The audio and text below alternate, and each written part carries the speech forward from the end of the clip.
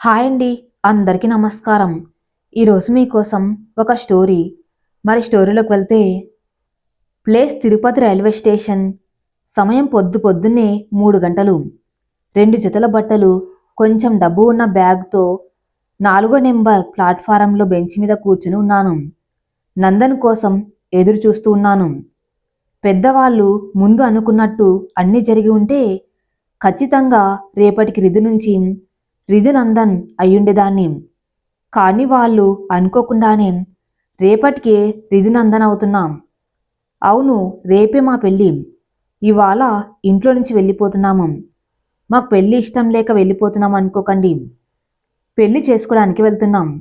పెళ్ళనగానే ఒక అమ్మాయికి ఎన్నెన్ని ఊహలు ఉంటాయో నాకన్నీ ఉన్నాయి. నా భర్త నాతో అలా ఉండాలి, నేను నా భర్తతో ఇలా ఉండాలి, అత్తమ్మ మామయ్యలను అలా చూసుకోవాలి, మర్ది మర్దళ్ళు ఉంటే వాళ్లతో ఇలా ఉండాలి అనే ఊహలు. ఊహలు కదా, తప్పులేదులేండి. ఇలాంటి ఊహల్లోకి నిజం చేయటానికి వచ్చిన వ్యక్తి నందన్. నందన్తో నా పరిచయం అలా జరిగింది. మా అత్త కూతురి పెళ్లి రిసెప్షన్కి వెళ్ళి వచ్చాను. వచ్చిన వెంటనే లంగావోని తీసి మామూలు డ్రెస్ వేసుకొని వచ్చి పుస్తకాలు తీసి చదువుతూ ఉన్నాం. అవును, రేపటి నుంచి మాకు పరీక్షలు. డిగ్రీ 2వ సంవత్సరం పరీక్షలు.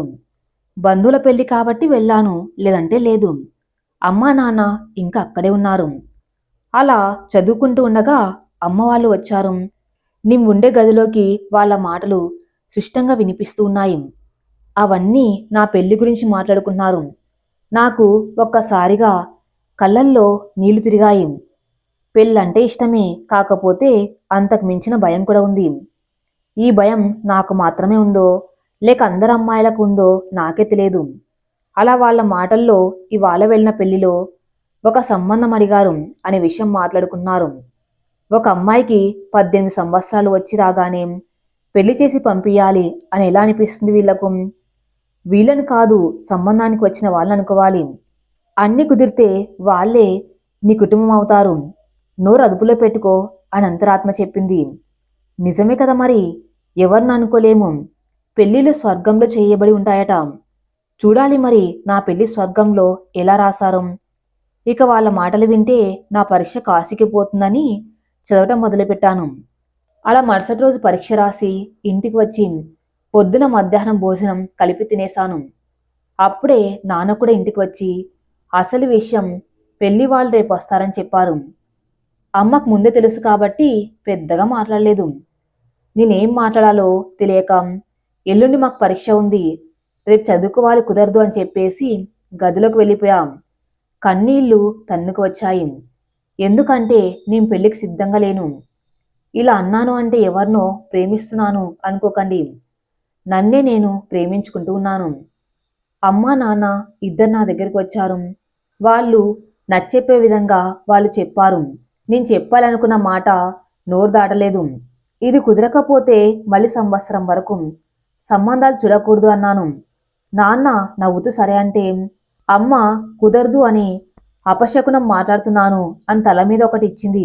నేను అవు అంటూ వరిస్తే ముగ్గురు నవ్వుకున్నాం. మరుసటి రోజు నేను ఎప్పట్లా 9 గంటలకు మామూలుగా రెడీ కూర్చున్నాను. అరగంట పుస్తకాల ముందు పెట్టుకుని చదువుకున్నాం. సమయం గడిచే కొద్దీ గుండెలో దడ. చదువుకునేది పోయి సంబంధం ఎలా చెడగొట్టాలి అని ఆలోచించడం మొదలుపెట్టాను. అమ్మ నాన్న పెళ్ళి అన్నట్టు హడావిడిగా ఉన్నారు. ఎంతైనా మొదటి పెళ్లి చూపులు కదా. అమ్మ 10:30కు వచ్చి పట్టుచీర కట్టుకుని రెడీ అవ్వు అని చెప్పి వెళ్ళిపోయింది. నేను మళ్ళీ పుస్తకం మీదకు ధ్యాసను మళ్లించాను. ఇక్కడికి అక్కడికి తిరిగి తిరిగి మళ్ళీ చీర కట్టుకుని రెడీ కూర్చున్నాం. సమయం 11 గంటలు. నేను ఆలోచిస్తూ సతమత పడుతూ ఉన్నాం. సమయం 12 గంటలు. నేను ఆలోచిస్తున్నా, సతపోయి మత మాత్రమే పడుతున్నాం. సమయం మధ్యాహ్నం 1 గంట. నాకు సతమత పోయింది, ఆలోచన మాత్రం అలానే ఉంది. సమయం మధ్యాహ్నం 2 గంటలకు. నాకు ఎదురు చూసి చూసి కోపం రావడానికి సిద్ధంగా ఉంది. సమయం మధ్యాహ్నం 3 గంటలు. నాకు కోపం చాలా పైకి వచ్చేసింది. ఇప్పుడు కాని వాళ్ళు వచ్చారో కష్టమే. ఆవేశంగా నాన్న దగ్గరికి వెళ్ళి, నా సమయం అంటే వాళ్లకు లెక్కలేదా? పొద్దున 10 గంటలకు అని చెప్పి ఇప్పటి వరకు రాలేదు. ఎక్కడ ఉన్నారో అక్కడే ఉండమని చెప్పండి. ఇక రావద్దు అని కూడా చెప్పండి. నేనిక వెళ్ళి చదువుకుంటా అని చెప్పేసి గదిలోకి వెళ్ళిపోదాం అనుకునేటప్పుడు చెప్పారు నాన్న. పెళ్లి వాళ్ళు సాయంత్రం 4 గంటలకు వస్తాము అని చెప్తే నాన్న అమ్మకు 12 గంటలకు వస్తారు అని చెప్పాడు. అమ్మ నాకు 10 గంటలకు అని చెప్పింది. ఇది అసలు జరిగిన విషయం. నేనింక ఏం మాట్లాడలేక నా ఆవేశం తుస్సుమని పోయి వాళ్ళకు మనసుతోనే చాలాసార్లు క్షమాపణలు చెప్తూ వచ్చి కూర్చున్నాం. 3:55 కల్లా మా ఇంటి దగ్గరకు వచ్చేశారు పెళ్లివాళ్ళు. సమయపాలన చాలానే ఉంది. అమ్మా నాన్న వెళ్ళి వాళ్ళని లోపలికి తీసుకువచ్చారు. నీ ముందు ఉన్న గదిలోనే ఉన్నాను. వాళ్ళు రావటంతోనే చాలా బెరుకుగా ఉంది. అక్కడి నుంచి వినిపిస్తున్న మాటల్ని బట్టి చెప్పొచ్చు అక్కడ ఏం జరుగుతుందో అనేది. అమ్మ అందరికీ ముందు స్వీట్లు పండ్లు ఇచ్చింది. అతను వాళ్ళ నాన్న, నా పేరు సత్యమూర్తి అండి, నేనొక బ్యాంకు అధికారిని, ఈమె నా భార్య రజని, ఇద్దరం అదే బ్యాంకులో పనిచేస్తున్నాం. వీళ్ళు నా కూతురు అల్లుడు, ఆ పాప నా మనవరాలు, ఆఖరుగా నా కొడుకు నందన్ బెంగళూరులో ఉద్యోగం చేస్తున్నాడు. ఇదే మా కుటుంబం. నాన్న, మంచిదండి, నేను రామస్వామి, నా భార్య రమణి, మేము ఇక్కడే పొలాలు చూసుకుంటూ ఉంటాము. ఉండే పొలం కొంచెం కౌలుకి ఇచ్చాము, కొంత మేమే వేస్తాము. మాకు ఒకే ఒక కూతురు రిధి, ఇప్పుడు డిగ్రీ చేస్తూ ఉంది. అలా కొన్ని మాటలు మాట్లాడుకున్నాక నన్ను పిలిపించమని చెప్పారు. అమ్మ నా దగ్గరకు వచ్చింది. తల నిండా పూలు పెట్టి మా వదినను తీసుకుని రమ్మని చెప్పి వెళ్ళిపోయింది. మా వదిన అంటే ఎవరో కాదు, నిన్న పెళ్లి చేసుకున్న పెళ్లి కూతురే. నన్ను ఆట పట్టిస్తూ తీసుకుని వెళ్ళింది. అడుగులో అడుగు వేసుకుంటూ వెళ్ళాను. అప్పుడు అర్థమైంది నాకు పెళ్లి కూతురు నడక అని ఎందుకంటారో అనేది. తల పైకెత్తే సాహసం కూడా చేయలేదు. అప్పటికే చేతుల్లో చెమటలు పట్టేసింది. అతన్ని చూడాలి అన్న విషయం కూడా మర్చిపోయాను. వాళ్ళు ఏదైనా అడిగితే నా పేరు కూడా నీ మర్చిపోతానేమో అనిపించింది. కాఫీ పట్టుకుని తీసుకుని రమ్మని చెప్పారు. వదిన నన్ను వంటింట్లోకి తీసుకుని వచ్చింది. అప్పటికే కాఫీ కాంచుతున్నారు. వదిన అన్ని కప్పుల్లో పోసి నా చేతికి ఇచ్చింది.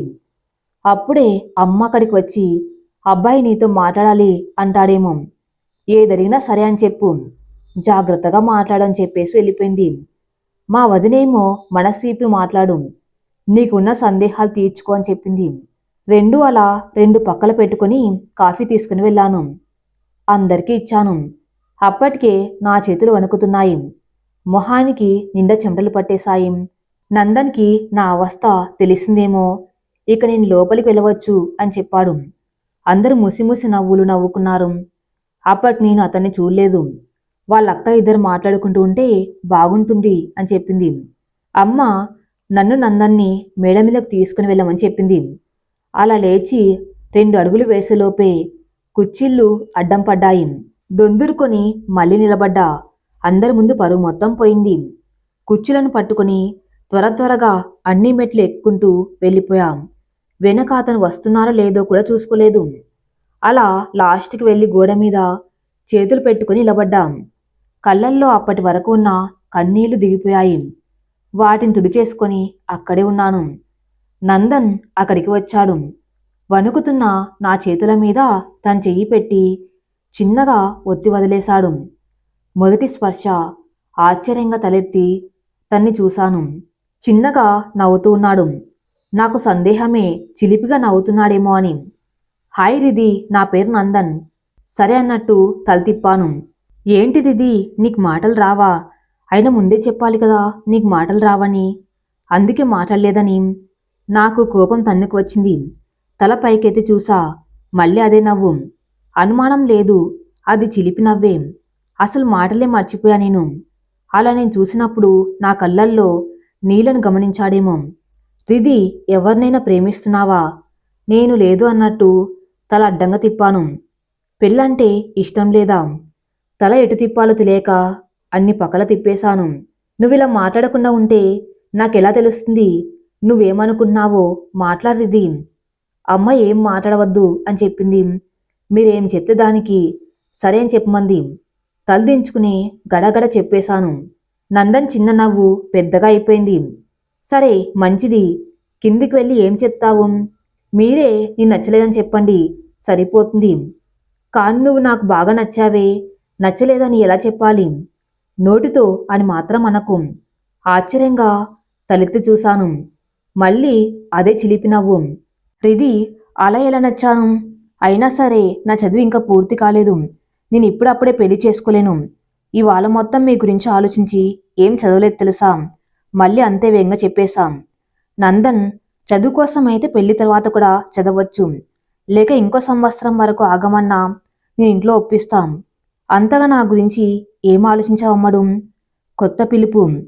ఏం లేదు అందరిది. సరే, నువ్వైతే ఈ చీరలు చాలా చాలా బాగున్నావు. చుట్టూ ఉన్న ఈ మొక్కలన్నీ కూడా నీ ఇష్టం మీద ఉన్నాయి కదా అంటాను నందన్. పర్వాలేదు, మీరు పులిహోరలో పిహెచ్డీని చేసినట్టు ఉన్నారే అంటుంది రిది. అనేదైతే అన్నాను కానీ మళ్ళీ ఏమనుకుంటాడో అని భయం వచ్చింది. నందన్ మళ్ళీ గట్టిగా నవ్వేశాడు. ఇప్పటికీ నా పెదవులు చిన్నగా విచ్చుకున్నాయి. నీ నవ్వు మళ్ళీ చూశాను. ఇక చాలు, నవ్వితే ఇంకా బాగుంటావు తెలుసా అంటాను నందన్. మళ్ళీ అంటున్నారు, ముందు ఎప్పుడు చూసారేంటి అంటుంది రిది.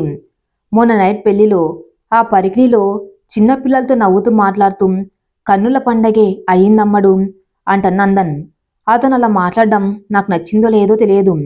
ఇక వెళ్దామా అంటుంది రిది. హే, బాధ పెట్టి ఉంటే క్షమించు అంటాను నందన్. ఆగి తన్ని చూశాను. నిజంగానే చెప్పాడు. సరదాగా కాదు, చిలిపిగా కాదు. నందన్, నువ్వేమనుకుంటున్నావో ఏం ఆలోచిస్తున్నావో పంచుకోవచ్చు కదా అని అంటాడు. ఒక్కసారిగా నా కళ్ళ ముందు నాకున్న సందేహాలు నేనంటే నేను అంటూ పోటీపడ్డాయి. రిది అదేం లేదంటుంది. సరే, కిందికి వెళ్ళి ఏం చెప్తావు అంటాడు నందన్. ఏమో తెలియదు అంటుంది రిది. పోనీ నేను సహాయం చేయనా అంటాడు నందన్. ఎలా? ఇక్కడి నుంచి కిందికి వెళ్ళడానికి 15 మెట్లు ఉన్నాయి. ఒక్కో మెట్టుకు ఒక్కో సందేహం అడుగు. అప్పటికైతే నువ్వే సరైన నిర్ణయం తీసుకుంటావు. నీ నిర్ణయం ఏదైనా నేనేమనుకోను. ఇదేదో నాకు చాలా బాగా నచ్చేసింది. వెంటనే సరే అన్నాను. నందన్, ఇదే నాకు కూడా వర్తించదా అంటాను నందన్. మళ్ళీ అల్లరి నవ్వు. 15 ప్రశ్నలా అంటుంది రిది. పోనీ 5 అంటాను నందన్. అంటుంది రిది. 3 సరేనా అంటాను నందన్. సరే, అడగండి. మధ్యలో అడుగుతానులే అమ్మడు, నువ్వు మొదలుపెట్టు. ఇద్దరం మొదటి మెట్టు మీద నిలబడ్డాం. ఏ నిర్ణయానికైనా పునాది ఎంత ముఖ్యమో ఒక బంధానికి తొలి అడుగు అంతే ముఖ్యం. ఇదే మన బంధం ఉంటుందో లేదో తేల్చే మొదటి మెట్టు. ఈ కడుగు. రిది, ఇంత కొంచెం సమయంలో మీ మీద జీవితకాలం మనం కలిసి ఉండేంత ప్రేమ ఎలా పుడుతుంది? పెళ్ళయి అవ్వగానే మీతో నా జీవితం, నా సర్వస్వం పంచుకోగలిగేంత ప్రేమ ఎక్కడి నుంచి వస్తుంది? ఒకేసారి 2 ప్రశ్నలు. తెలివైన దానివే అంటాను నందన్. నేను నాలుగు కడుచుకొని ఓ కన్ను తెరిచి చూసాం. మళ్ళీ అదే చిలిపి నవ్వు. నీకు సమయం కావాలంతే కదా, తీసుకో. అంత ప్రేమ ఎక్కడి నుంచి వస్తుందని అడిగావు కదా, అది నీ నుంచే వస్తుంది, చూస్తూ ఉండు అంటాను నందన్. నా నుంచి కాకపోతే పక్కింటి వాళ్ళ నుంచి వస్తుందా? తప్పుడు సమాధానం. -10 పాయింట్లు అంటుంది రిది. అరే, నీ వెళ్ళిపోయాక తీరిగ్గా కూర్చొని ఇక జరిగింది మొత్తం మళ్ళీ ఆలోచించుకో, నీకే అర్థమవుతుంది అంటాను నందన్. నేను అవునా అన్నట్టు చూశాను. హా, అవును అన్నట్టు నందన్ కళ్ళు ఆర్పుతూ నవ్వాడు. ఇద్దరం 2వ మెట్టుకు దిగాము. పెళ్లి తర్వాత మనం మీ వాళ్ళతో కలిసి ఉంటామా లేక వేరుగానా అంటుంది రిది. అమ్మడు, నీకే తెలియకుండా నన్ను ఈ లైఫ్లో ఊహించుకున్నావు చూసుకో. అవునా? ఇలా అయితే నేను ఇంకేం అడగాలి? మామూలుగా అయితే అందరితో కలిసే ఉంటాము. కానీ జాబ్ కోసం బెంగళూరులో ఉండాలి కాబట్టి వేరుగా ఉండవచ్చు. ఈ సమాధానం కూడా నాకు నచ్చలేదు. -20 పాయింట్స్ అంటుంది రిది. ఓచ్, పాయింట్లు కొంచెం చూసుకొని వెయ్యమ్మడు అంటాను నందన్. కళ్ళెత్తి పైకి చూశాను. మళ్ళీ అదే చిలిపి నవ్వు. ఇక నేనేం అడగను అంటూ ధనాధన 2-3 మెట్లు దిగేశాం. రిది, ఆగు, ఇప్పుడు నేను అడుగుతా. నాకేం చెప్పాలో తెలియదు అంటుంది రిది. ఆహా, నీ పెళ్లి తర్వాత మీ అమ్మ నాన్నలను ఎలా చూసుకుంటావు అంటాను నందన్. కళ్ళల్లో నీళ్లు గిరిన తిరిగాయి. ఏమో తెలియదు అంటుంది రిది. వాళ్ళకు మన సపోర్ట్ అవసరం లేనంత వరకు ఇక్కడే ఉండని. మన సపోర్ట్ కావాల్సినప్పుడు మనం ఎక్కడ ఉంటే అక్కడ తెచ్చుకుందాం, సరేనా అంటాను నందన్. నేను ఆర్తిగా తన్నే చూస్తూ ఉన్నాం. మళ్ళీ అంతా దిష్టి తగిలేలా చూడకు. అసలే నేను మా అమ్మ నాన్నలకి ఏకైక పుత్రుణ్ణి, నీకు ఏకైక పెళ్లి కొడుకుని అంటాను నందన్. మళ్ళీ అదే చిలిపి అల్లరి నవ్వుతూ అన్నాడు. ప్రశ్న నీదే, సమాధానం నీదే, +30 పాయింట్లు అంటుంది రిది. హమ్మయ్యా 10 పాయింట్లైనా మిగిలాయి. ఏదో సాధించిన వాళ్ళ చెప్పాడు. గట్టిగా నవ్వేశాం. అది ఎప్పుడు వాళ్ళు నవ్వుతూ ఉండు అంటాను నందన్. నేనొక చిన్న చిరునవ్వు ఇచ్చేశాం. ఇక ఏమడగాలో అడిగేయమ్మడు అంటాను నందన్. ఉన్నవి లేనివి, మంచివి చెడ్డవి, తింగరివి తెలివి అలా అన్ని రకాల ప్రశ్నలు అడిగేశాను. అన్ని రకాల ప్రశ్నలను భర్తీగా ఓపిగ్గా చిలిపి అల్లరి నవ్వుతో సమాధానాలు చెప్పాడు. ఇంకా ఒకే ఒక్క మెట్టు మిగిలింది. నేను ఇంకో ప్రశ్న అడిగాను. సమాధానం చెప్పేశాడు. ఊరికే పాయింట్లు తీసేశాం. 4ను 2తో భాగిస్తే ఎంత అన్నాను నందన్. ఒక్కసారిగా నేనేం ప్రశ్న విన్నానో నాకే తెలియదు. రే 2 కదా అంటుంది రిధి. హాహా అంతే కదా మరి అంటాను నందన్. అప్పుడే మెట్లన్నీ అయిపోయాయి అనే బాధ తన కళ్ళల్లో కనిపించింది. ఆ బాధను తప్పించటానికి నవ్వడానికి ఈ ప్రశ్న వేశాడేమో అని కూడా అనిపించింది. ఇక కిందికి దిగాము. ఇప్పటి వరకు మీరు చెప్పినవన్నీ నిజాలే అని ఎలా నమ్మను అంటుంది రిధి. అప్పటి వరకు ఉన్న సరదా మొత్తం పోయింది. చాలా కోపంగా ఒక చూపు చూసి అక్కడి నుంచి లోపలికి వెళ్ళిపోయాడు. నా కళ్ళల్లో నీళ్లు తిరిగాయి. కానీ తమాయించుకుని ఉన్నాం. లోపలికి వెళ్ళిన నందన్ ఒక చేత్తో వాళ్ళమ్మను, ఇంకో చేత్తో వాళ్ళక్కను పట్టుకుని బయటికి వచ్చాడు. వెనకలే వాళ్ళ నాన్న, బావ కూడా వచ్చారు. కనీసం ఒక్కసారైనా చూడలేదు. బుద్ధిగా అందరినీ కారు ఎక్కించి వెళ్ళిపోయాడు. రైల్వే స్టేషన్లో ఉంది రీది ఇప్పుడు. ఇంతసేపు ముందు జరిగిన దాన్ని గుర్తు చేసుకుంది. నందన్ అప్పుడే నా దగ్గరికి వచ్చాడు. ఏంటమ్మడు అంత ముందుగా ఎందుకు వచ్చావు? అనుకున్న సమయానికి రావాల్సింది అంటాను నందన్. నేను సరే అన్నట్టు తల ఊపాను. భయంగా ఉందా? నేను అవునన్నట్టు తల తిప్పాను. నేనున్నా కదా భయపడకు సరేనా అంటాను నందన్. నేను మళ్ళీ సరే అన్నట్టు తల తిప్పాను. అంతగా ఏం ఆలోచిస్తున్నావు? మన పెళ్లి చూపుల గురించేనా? మళ్ళీ అవునన్నట్టు తల తిప్పాను. ఈసారి మళ్ళీ తల ఆడించానంటే దెబ్బలు పడతాయి నాకు. ఆ రోజు నన్ను చూడకుండా వదిలేసి వెళ్ళిపోయావు నువ్వు అంటుంది ఇది. అలా అంటూ నందన్ని చిన్నగా కొట్టాను. లేని గొడవ పెట్టుకోవడంలో ఉండే సరదానే వేరు. బాప్రే, జీవితకాలం దీన్ని మాత్రం మర్చిపోయేమో. చిన్నగా నవ్వాను. తన నవ్వు కూడా కలిసింది. అప్పుడే బెంగళూరుకి వెళ్ళే రైలు వచ్చింది. ఇద్దరం ఎక్కి కూర్చున్నాము. ఇప్పుడు మళ్ళీ చెప్పు అమ్మడు, ఆ తర్వాత ఏం జరిగిందో అంటాను నందన్. మీరే చెప్పండి అంటుంది రిధి. ముందు నువ్వు చెప్పు, అవసరం వస్తే నేను కూడా అందుకుంటాను అంటాను నందన్. రిధి సరే అంటుంది. రైలు ప్రయాణం మొదలైంది. అలానే మా ప్రయాణం కూడా. నందన్ వాళ్ళు వెళ్ళిపోయాక అమ్మ, నాన్న, అత్త, వదినలకు అందరికీ ఒకే ప్రశ్న. అబ్బాయి ఎందుకలా వెళ్ళిపోయాడో అని. నన్ను ఎవరు అడగలేదు, నేను చెప్పలేదు. నా మనసులో ఏమనుకున్నానో కూడా నాకు మాత్రమే తెలుసు. రాత్రి పడుకునే ముందు ఆఖరి ఆలోచన, ఉదయం లేచాక మొదటి ఆలోచన తనే, నందన్. జరిగిన పెళ్లి చూపులను ఎన్నిసార్లు మళ్ళీ మళ్ళీ తలుచుకున్నానో నాకే తెలుసు. ఆఖర్లో నేను ఆ ప్రశ్న అడగకుండా ఉండింటే ఎంత బాగుండని కూడా చాలాసార్లే అనుకున్నాం. కానీ ప్రయోజనం లేదు. నోరు దాటిన మాట మళ్ళీ వెనక్కు రాదు కదా. ఎవరితో నీ విషయం గురించి మాట్లాడలేదు. అలా నాలో నేను ఉండిపోయా. తర్వాత రోజు పరీక్ష ఎలా రాశానో రాసిన నాకు, నా దాంట్లో రాసుకున్న పక్కన పిల్లోడికి, పేపర్ దిద్దబోయే సార్కు మాత్రమే తెలియాలి. ఇలా అయితే కుదరదు అని అనుకొని మేడ మీదకి వెళ్ళి చదవాలి అనుకుని వెళ్ళాను. అక్కడ కూడా మళ్ళీ తన ఊహలే. నేను తల తిప్పిన విధానం తలుచుకుంటే నాకే నవ్వు ఆగడం లేదు. అక్కడ కూడా చదవలేక మళ్ళీ కిందికి వచ్చేశాం. పుస్తకాన్ని ముందు పెట్టుకుని ప్రార్థిస్తున్నాం.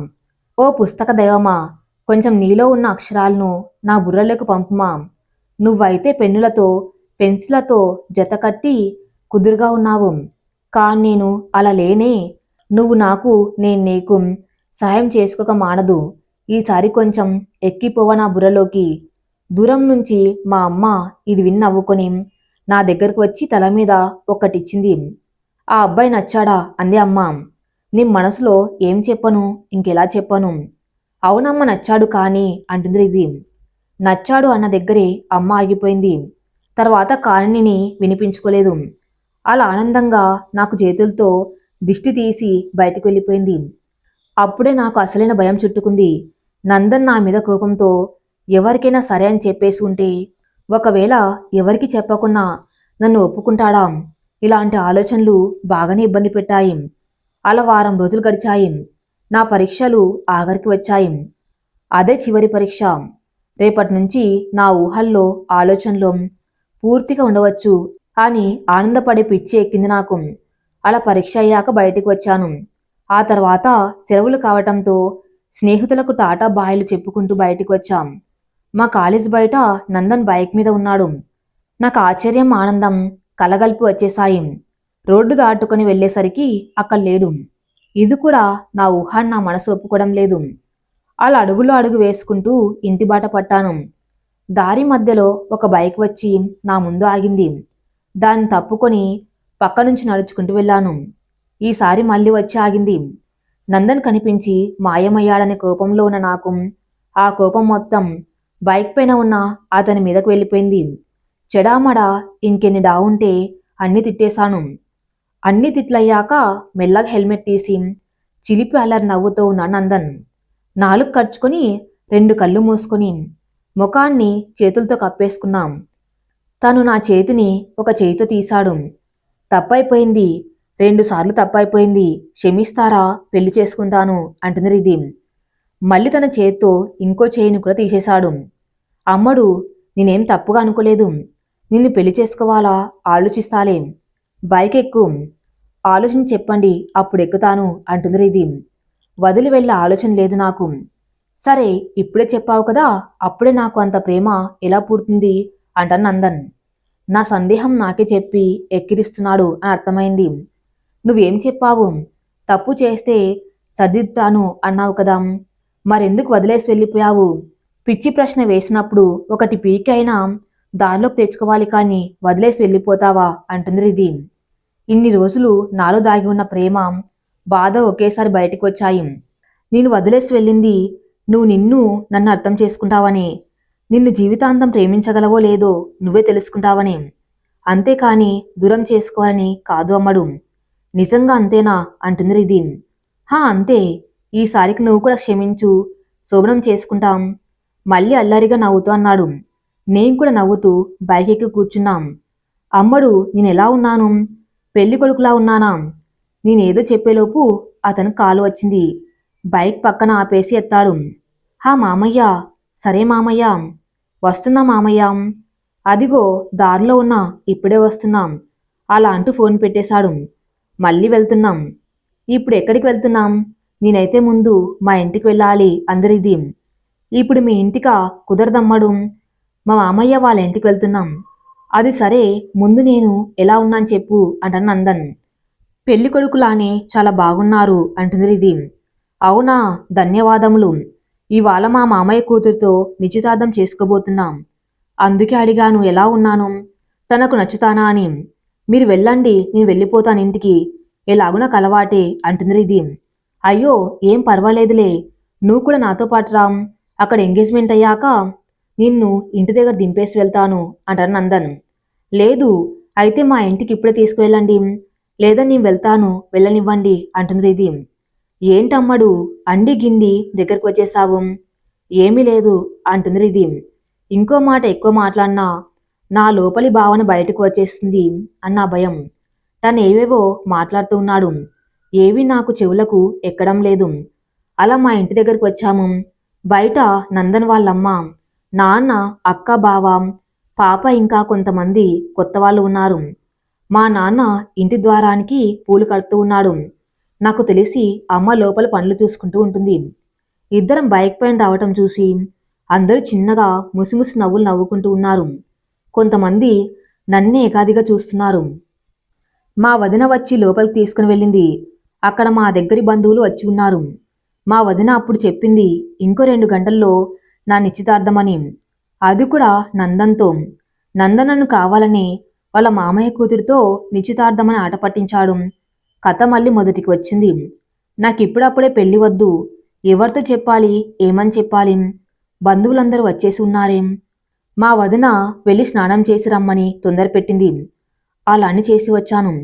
అప్పటికే చీర, నగలు, పూలు అన్ని సిద్ధం చేసి పెట్టింది తను. మా పెద్ద వదిన, చిన్న వదిన ఇంకా కొంతమంది వచ్చి నన్ను సిద్ధం చేశారు. మధ్య మధ్యలో కొందరు వచ్చి తనే పెళ్లి కూతురు అని చూసి వెళ్తున్నారు. అలా రెడీ చేశాక 2 పిల్లలను అక్కడే పెట్టేసి అందరూ వెళ్ళిపోయారు. అప్పుడే వచ్చింది బుడత పిల్ల, నందన్ వాళ్ళ అక్క కూతురు. ఆ పిల్లకు వచ్చిరాని మాటలతో అత్త అత్త అంటూ కొన్ని మాటలు చెప్పి వెళ్ళింది. అవన్నీ నందన్ నేర్పంపిన మాటలని తెలుసుకోవడానికి నాకు ఎక్కువ సమయం పట్టలేదు. పూజారి వచ్చినట్టు ఉన్నారు. మంత్రాలు కూడా వినిపిస్తూ ఉన్నాయి. ఇంట్లో హాల్లో ఒకవైపు నందన్ ఇంకా వాళ్ళ బంధువులు, ఇంకోవైపు మా వాళ్ళందరూ కూర్చుని ఉన్నారు. అందరి కళ్ళల్లో ఆనందం. అమ్మ నాన్న అయితే వాళ్ళకి ఇప్పటి వరకు వచ్చిన ఆనందాల్లో ఇదే పెద్దది అన్నట్టుగా ఉన్నారు. వాళ్ళ పక్కన నన్ను కూర్చోపెట్టి మా వాళ్ళు తాంబూలాలు మార్చుకున్నారు. ఇద్దరికి ఉంగరాలు ఇచ్చి మార్చుకోమన్నారు. అలా ఇద్దరం ఒకరికి ఒకరు ఉంగరం పెట్టుకుని నిశ్చితార్థం చేసుకున్నాం. పూజారి గారిని లగ్నపత్రిక చదవమని అడిగారు. అలా 1 సంవత్సరం తర్వాత ఉన్న ఒక మంచి రోజును ముహూర్తంగా చదివారు. నా ఆనందానికి అవధుల్లేవు. అలా మా నిశ్చితార్థం ముగిశాక వదిలి వెళ్ళలేకపోయాడు నందన్. నందన్, అవును, నిజంగానే వదల్లేక వదిలి వెళ్ళాను. నువ్వు మాత్రం చాలా సంతోషంగా ఉన్నావు కదా. అవును, నిజంగానే చాలా సంతోషంగా ఉన్నాను ఆ రోజు అంటుంది రిధి. అంటే ఇవాళ లేవా అంటాను నందన్. ఏమో తెలియదు. అందరి సమక్షంలో రేపే మన పెళ్లి జరిగి ఉంటే ఆనందంగా ఉండేదానివి కదా. హా, అవునవును అంటుంది రిధి. ఏదో ఒక రోజు పెద్దవాళ్ళందరూ అర్థం చేసుకుంటారమ్మడు. నువ్వెక్కువ ఆలోచించకు.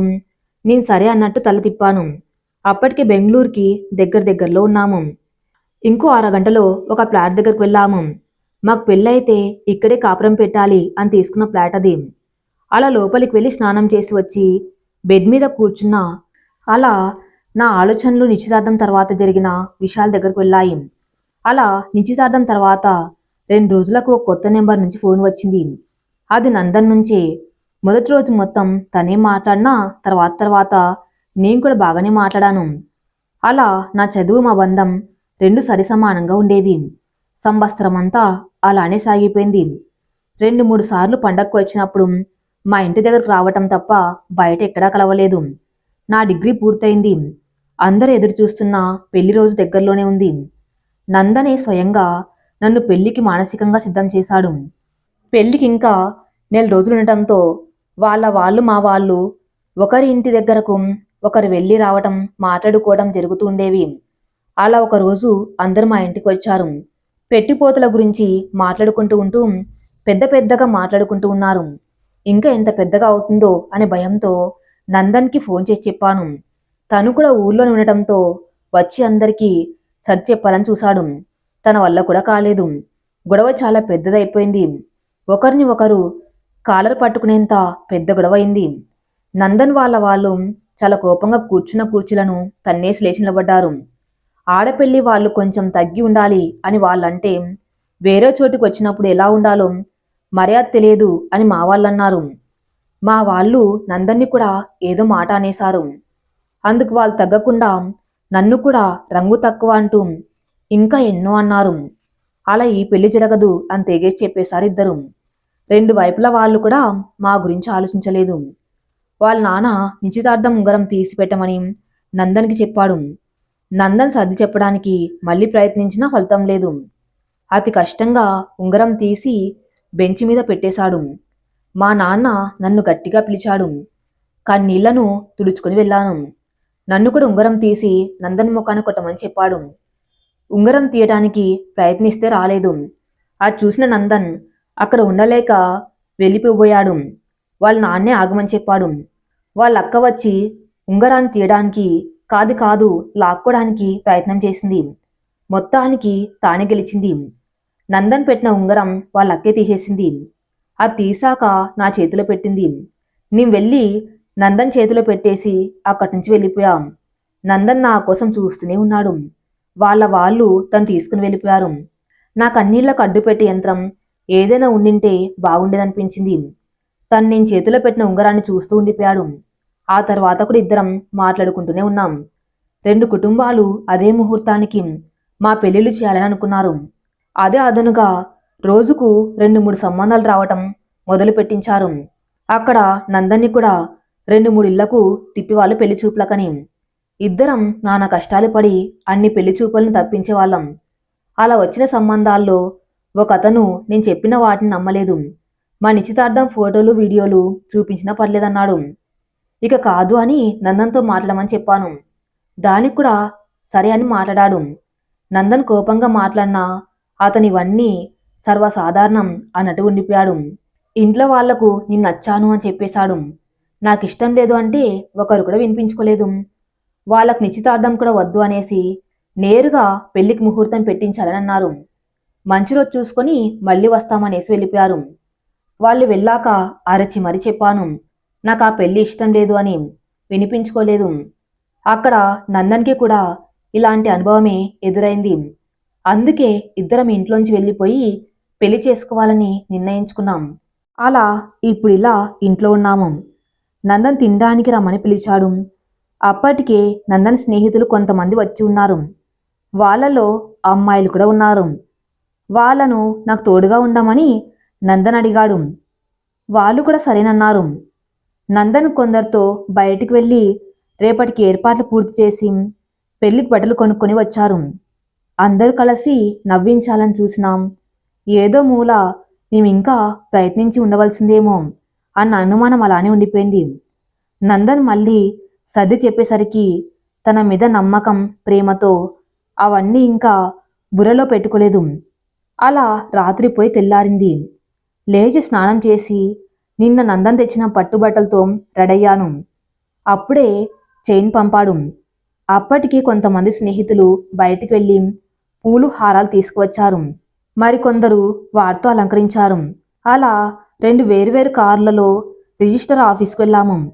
అక్కడ సంతకాలు పెట్టి పూలదండలు వేసుకుని బయటకు వచ్చాము. అక్కడి నుంచి నేరుగా ఒక గుడికి వెళ్ళాము.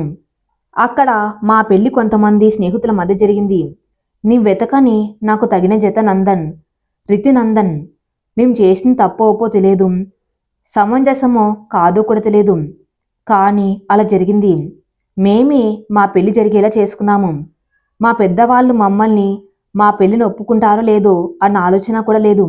ఎప్పటికైనా మళ్ళీ అందరూ కలుస్తారని ఆశిద్దాం. ఇంతటితో ఈ కథ సమాప్తం. మరిన్ని మంచి స్టోరీస్ కోసం నా ఛానల్ని ఫాలో అవుతూనండి. Thank you for listening.